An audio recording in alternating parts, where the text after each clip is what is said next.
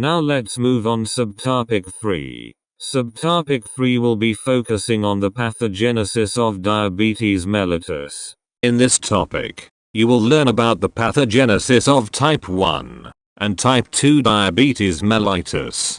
We will start with the discussion on the pathogenesis of type 1 diabetes mellitus.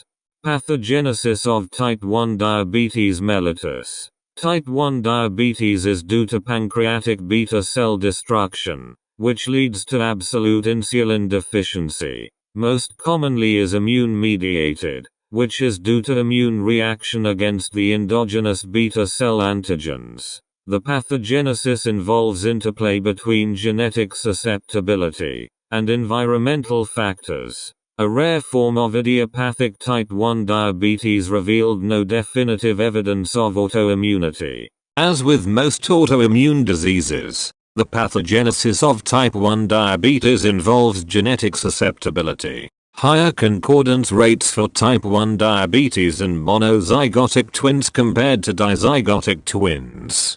Genes involved include HLA locus on chromosome 6 page 21. Polymorphisms in CTLA4 and PTPN22, polymorphism in CD25, and also variable number of tandem repeats in the promoter region of insulin gene. For the environmental factors in type 1 diabetes mellitus, it is associated with viral infections, for example mumps, rubella, Coxsackie B, and cytomegalovirus. Viral infections will trigger islet cell destruction via 3 proposed mechanisms. Number 1 is the molecular mimicry. The viruses produce proteins that mimic beta cell antigens which will initiate an immune response to the viral protein which will then cross-reacts with self-beta cells. Number 2. Bystander damage. Viral infections will induce islet injury and inflammation. This reaction will induce the release of beta cell antigens and cause the activation of autoreactive T cells. Number 3 is the viral déjà vu. Viral infection early in life might persist in the tissue. Unfortunately, subsequent reinfection with a related virus that shares antigenic epitopes will lead to immune response against the infected islet cells.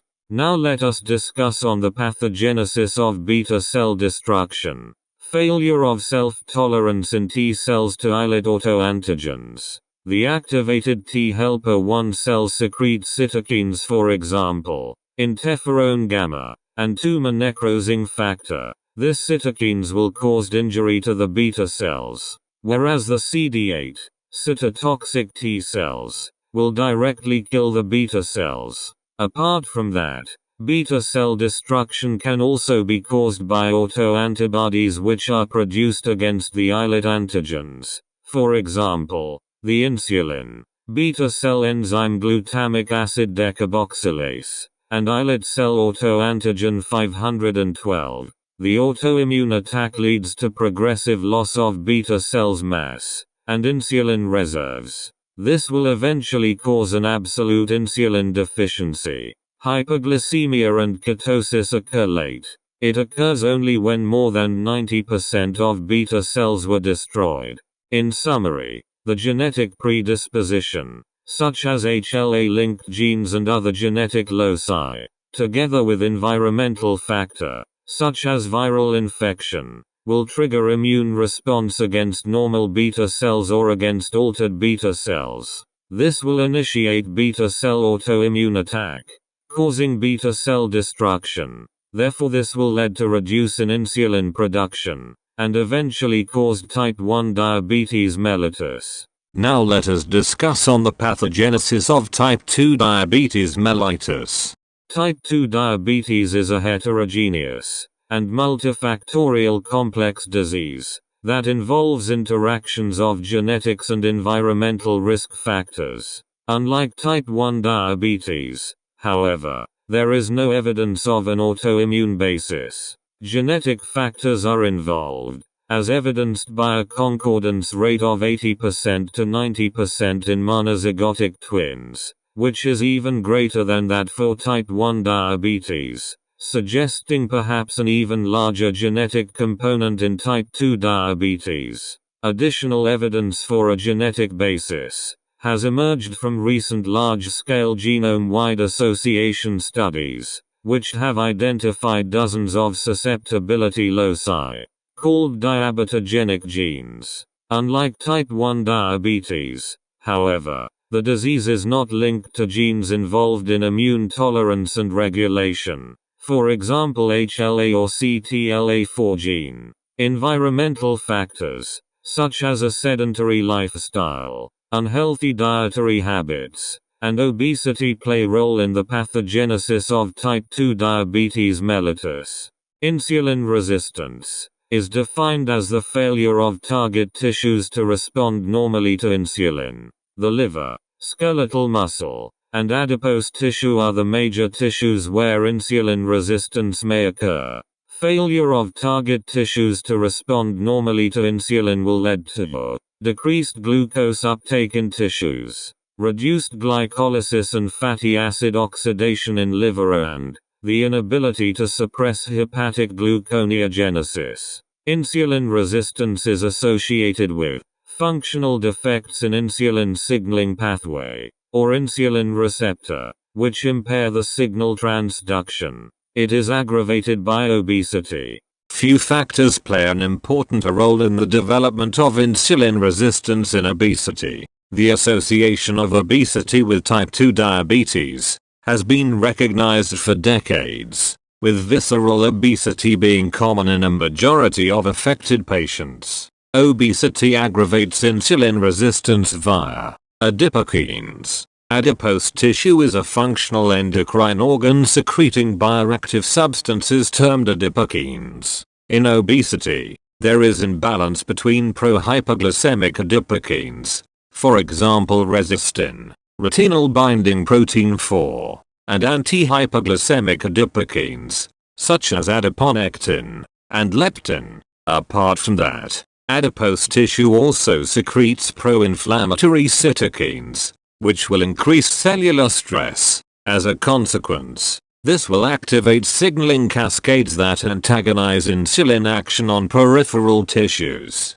While insulin resistance by itself can lead to impaired glucose tolerance, beta cell dysfunction is an essential component in the development of overt diabetes. In insulin resistance, beta cells initially compensate by secreting higher insulin for each level of glucose, which is called as compensatory hyperinsulinemia. Therefore it able to maintain normal plasma glucose for many years. Eventually, beta cells exhaust their capacity to adapt, causing inadequate compensation. This will eventually progress to hyperglycemia. Long-standing type 2 diabetes is also associated with glucotoxicity, lipotoxicity and amyloid replacement of islet cells that is directly cytotoxic. As a consequence, it will result in beta cell failure. There is also a genetic predisposition to beta cell failure. For example, transcription factor 7 like 2 and TCF7L2 mutation.